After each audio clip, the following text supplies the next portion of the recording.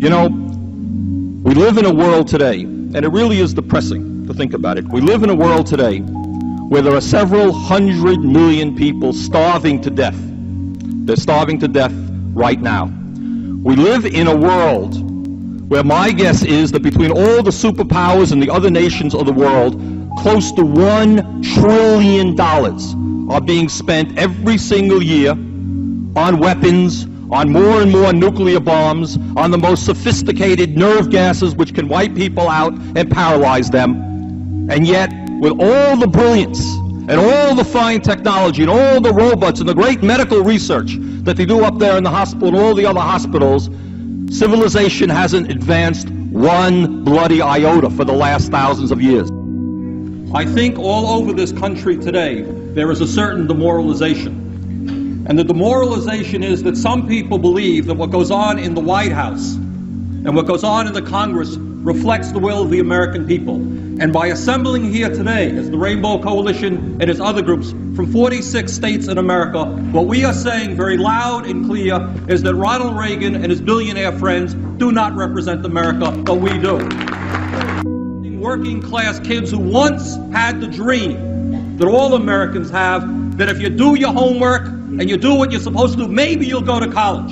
That dream is gone. It's horrible. In some of the largest cities in America, 50% of the kids are not graduating high school. The cost of college education in this country is zooming up, so you have to be a wealthy person to send your kid to college. There was once a dream that my parents had and many people's parents had, that if you work hard and you go to school, you can get a college education. But what people like this gentleman do not know is, for example, that in Scandinavia, in Sweden, you've had socialist governments for decades, that in fact that country is probably in most respects more democratic than the United States. They have 80 or 90% of the people voting. They have strong labor unions. They have a more open media. They have a healthcare system guaranteeing healthcare to all of the people. Not to say that that's utopia, but to say in Canada, north of us, you have 2 provinces which have been governed by socialist-type governments. So to equate socialism with communism is simply ignorance, and I'm afraid that too much of that ignorance exists in our own country. More and more of my patients just can't afford to pay for health care, and I'm sure a lot of you are afraid that if someone in your family gets sick, you won't be able to pay the bill. This year, I'm voting for Bernie Sanders because he'll fight for a national health care system that works for everyone. Bernie Sanders, it's time for change, real change. But at a time when the wealthiest people of this country have seen a tremendous increase in their income, while at the same time the standard of living of working people and poor people has declined, I will be damned if I will vote for a proposal which will stick it to the middle class and the working people. How do we get to the root causes of crime? How do we stop crime, which is in fact a very, very serious problem in this country? And Mr. Speaker, I've got a problem. I've got a problem with a president and a Congress which allows 5 million children to go hungry, 2 million people to sleep out on the streets, cities to become breeding grounds for drugs and violence. And they say, we're getting tough on crime. If you want to get tough on crime, let's deal with the causes of crime. Let's demand that every man, woman, and child in this country have a decent opportunity and a decent standard of living. Let's not keep putting poor people into jail and disproportionately punishing blacks. While our children go hungry and sleep out on the streets, lack adequate health care or educational opportunity, the wealthiest people in this country have grown far richer while their tax burden has declined. The children suffer while the wealthy and the super rich ride about in their fancy limousines going out to the golf courses to spend their time. It is no secret that the President of the United States and the United States Congress do not represent the needs of ordinary Americans. And one of the major reasons for that is that we have an approach to campaign financing which, to a very large degree, allows wealthy people and major corporations to buy and sell politicians. The rich get richer, the poor get poorer, and ordinary Americans are shut out of the political system. The American people know that this institution, by and large, doesn't have the guts to stand up and do the right thing. The United States today is one of 2 nations in the industrialized world that does not have a national health care system. That has to do with campaign finance reform. The United States today, the chief executive officers are seeing their salaries soar, and the gap between the rich and the poor grows wider. 10 million Americans are unemployed. That has to do with campaign finance reform. The system, by and large, is owned and controlled by big money interests, and the President of the United States and much of the Congress does the work of protecting the big corporations and the wealthy people who control the economic and political life of this nation. And what this whole debate is about is finally saying, let us limit the amount of money that can be spent on elections. Let us have a level playing field. That's what the debate is about. First point that I want to talk about that concerns me very much is my fear that this country, this great country, this democracy, is evolving into an oligarchy. And an oligarchy is a country in which a few people have tremendous wealth and tremendous power and exercise that wealth and that power over all of the people. Because all over this country, the American people are outraged by the misplaced priorities that we have seen in Washington over the last decade. We have seen a situation where we give huge tax breaks to the wealthy, and you have 2 million people sleeping out on the street. Billions of dollars into all kinds of obsolete weapon systems, and you have 5 million children who are hungry. We have all seen the dramatic press conferences on the need for a line-item veto, for a balanced budget amendment to the Constitution, and for other magical formulas for dealing with the deficit crisis.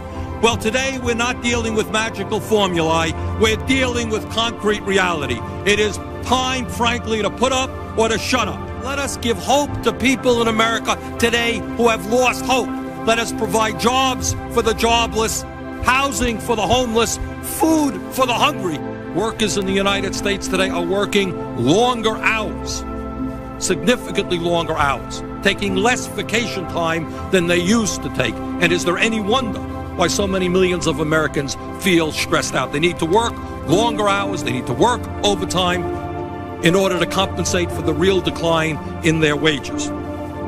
How can we spend hour after hour debating a $5 million appropriation, but not have any debate, not have any votes, when we are talking about putting at risk $20 billion of taxpayer money? All that I'm saying is that if you're going to tell low-income senior citizens in the state of Vermont, where the weather gets 30 below zero, that we can't help them pay their fuel bills, I think you have a deep moral obligation to make sure that not 1 cent of taxpayers' money goes to subsidize wealthy corporations who can take care of their own needs. When we talk about welfare, let's talk about welfare for the rich and the powerful. Now, we start off from a proposition that the wealthiest 1% of the population in this country owns more wealth than the bottom 90%. So if we're going to talk, I guess it's not interesting, Mr. Chairman.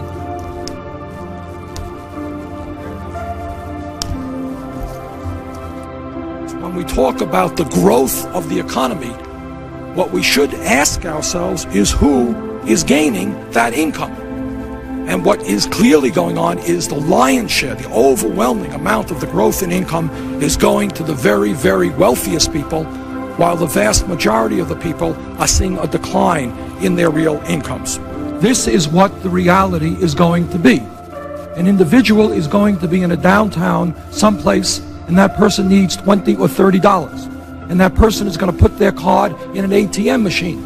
And what they're going to find out at some point is that they're being charged $2 or $3 or maybe more to get $20 of their own money out of a bank. And frankly, Madam Chair, that is an outrage, that is a consumer ripoff, and it is our job as representatives of the American people to stop those ripoffs. Your thesis is, as is usually the thesis that we hear from representatives of big business, is that we got to prop up the wealthy and the powerful, because in the long run, let me finish. In the long run, it's going to really help everybody. And the fact that the rich today, the richest 1%, owns more wealth than the bottom 90%, The fact that the CEOs make 200 times more than their workers, in some magical way, it's all going to come down. One of the issues that we don't talk about, and in fact, it's amazing how little we do talk about in the Congress, but has always amazed me, is that with all of the booming economy and all of the new technology, it turns out that American workers are working many longer hours than they did 15 and 20 years ago. I find it ironic that it is the taxpayers of this country who are going to have to bail out banks that have made billions and billions of dollars investing in Asia, huge profits. I don't know how we keep talking about a booming economy if only the people on the top are doing quite so well. We don't want to create a climate where some 13-year-old girl is not thinking about an issue because her mom said that she may get into trouble if she reads that book. Is it morally right that CEOs of large corporations now make over 500 times what their workers make and seem to make more money to the degree that they lay off American workers? The question, Mr. Speaker, is not whether we like Saddam Hussein or not. The question is whether he represents an imminent threat to the American people and whether a unilateral American invasion of Iraq will do more harm than good. And I must tell you that your testimony today only confirms all of my suspicions, and I urge you, and I mean this seriously, because you're an honest person. I think you just don't know what's going on in the real world. And I would urge you, come with me to Vermont, meet real people. The country clubs and the cocktail parties are not real America. The millionaires and billionaires are the exception to the rule. Walmart has replaced General Motors as the major employer in America, paying people starvation wages rather than living wages, and all of that does not matter to you. Doesn't matter. You didn't answer my question. Do you agree with the president? Do you agree with the president that it's a good idea that we lose good-paying jobs? Governor Castle. Can he answer the question? Thank you. Every member of this body is pledged to do everything that he or she can to protect the American people from the horrendous scourge of terrorism. We believe that we can fight terrorism, protect the American people without undermining the basic constitutional rights which make us a free country. Let all of us remember that in the 1940s, innocent Japanese Americans, without any pretext, were herded into internment camps. In the 1960s, a president of the United States had a file on him, President Kennedy, by the FBI. In the 1960s, Martin Luther King Jr., who some of us consider to be one of the great heroes of the 20th century, was hounded and investigated by the FBI.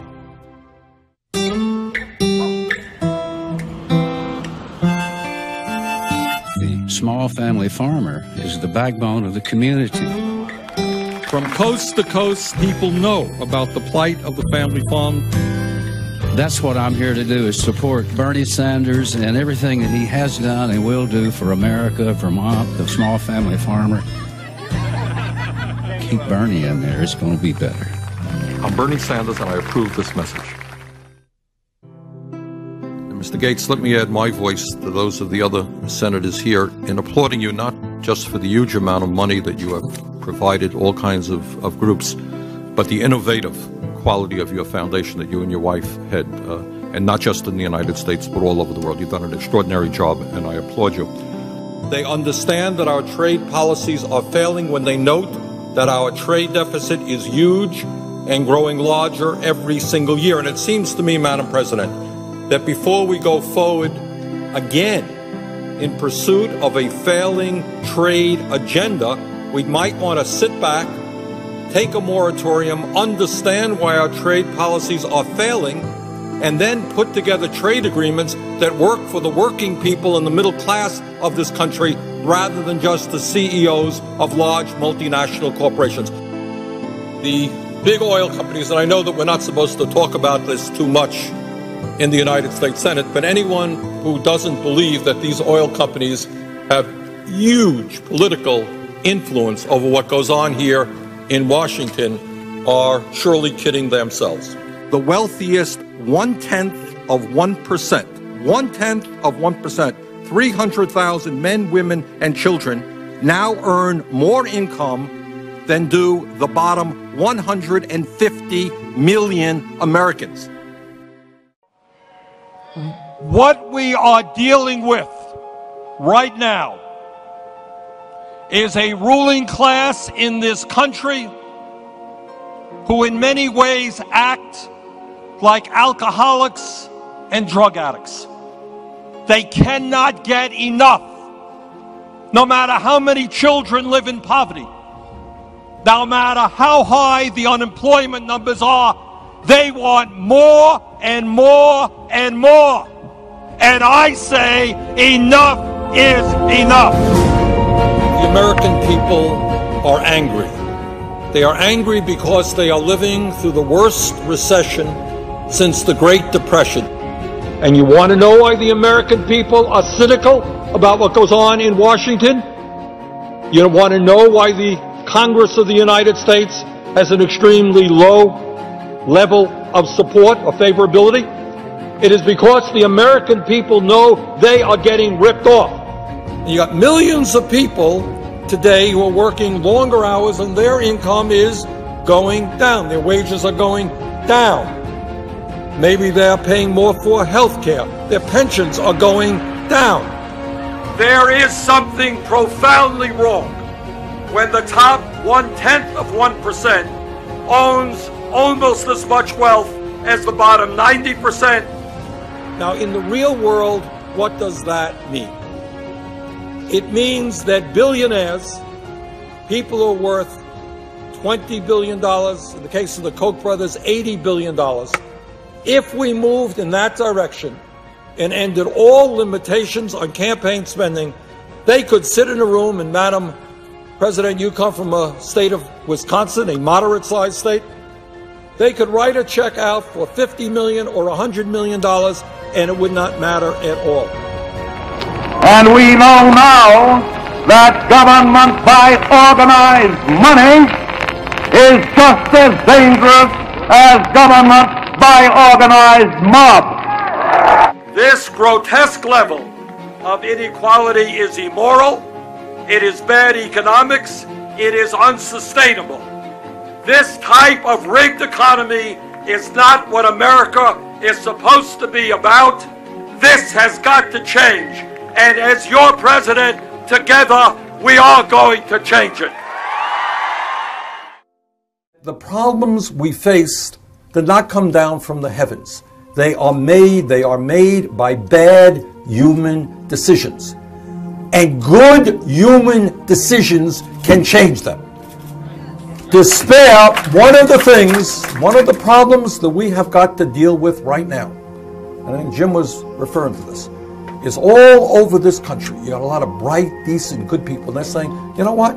Situation is hopeless.